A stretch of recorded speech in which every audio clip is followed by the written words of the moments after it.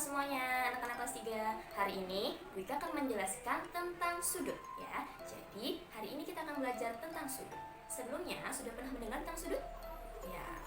Dalam kehidupan sehari-hari, kita sering sekali menjumpai berbagai macam sudut.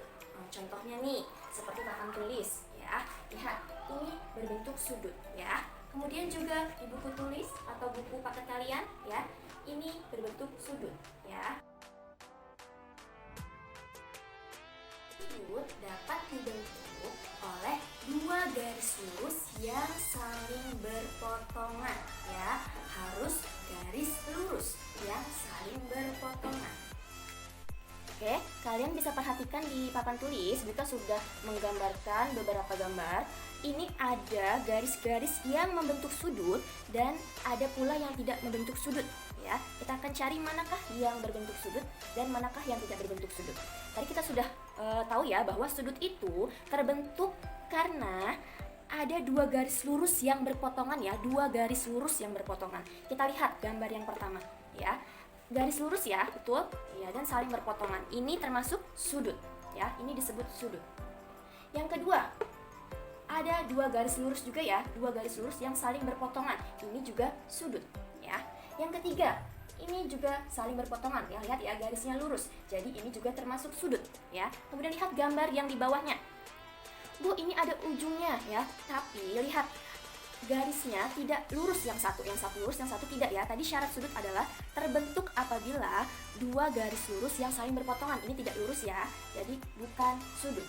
Yang kedua juga sama ya, tidak lurus garisnya, ini bukan sudut. Yang ketiga, lurus atau tidak? Tidak ya, ini juga bukan sudut. Nah, jadi dapat disimpulkan bahwa sudut itu dapat terbentuk karena ada dua garis lurus yang saling berpotongan. Ingat, garisnya lurus ya. Jadi sudut itu merupakan daerah yang dibatasi oleh dua garis lurus yang berpotongan. Dia dibatasi ya oleh dua garis lurus yang saling berpotongan. Ini berpotongan ya.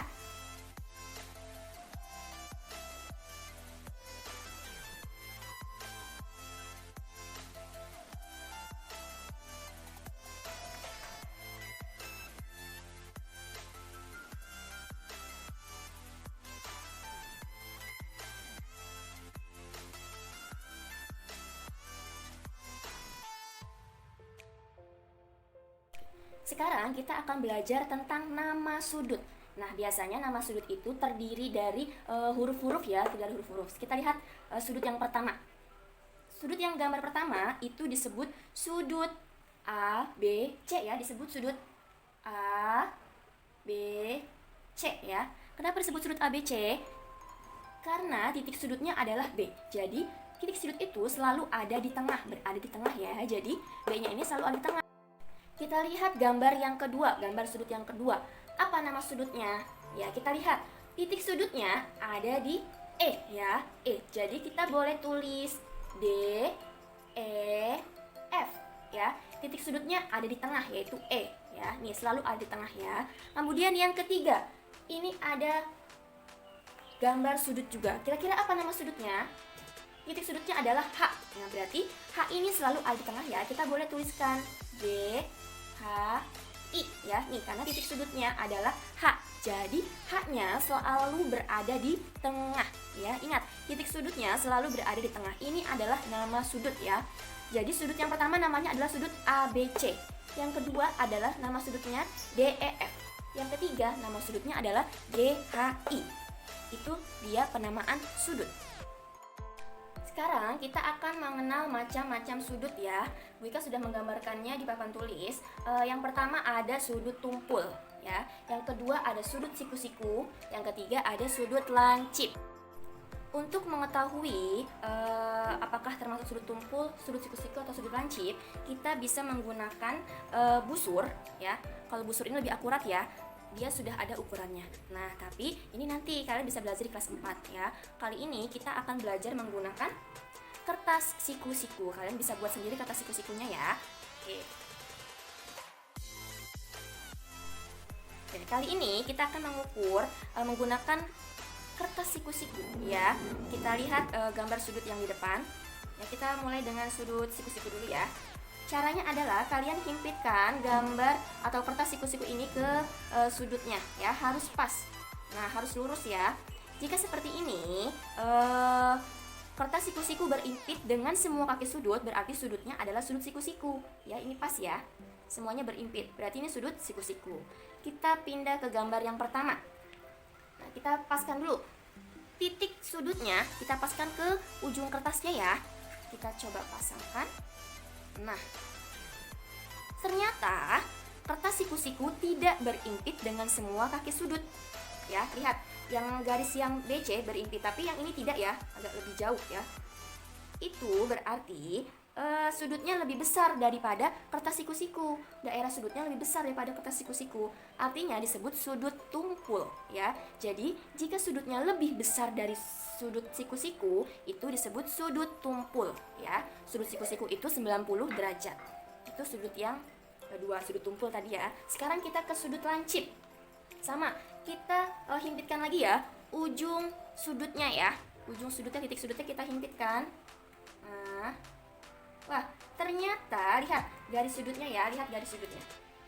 Ternyata kertas siku-siku tidak berimpit dengan semua kaki sudut. Sudutnya lebih kecil daripada kertas siku-siku ini. Lihat, lebih kecil ya sudutnya tuh. Kertas siku-sikunya masih tersisa, masih lebar ya. Ini berarti disebut sudut lancip ya. Artinya sudutnya lebih kecil atau kurang dari sudut siku-siku ya. Lebih kecil dari kertas siku-siku. Kita akan menentukan sudut ABC itu termasuk sudut apa dan sudut DEF termasuk sudut apa ya. Kita akan memakai kertas siku-siku lagi ya. Kita akan pakai kertas siku-sikunya.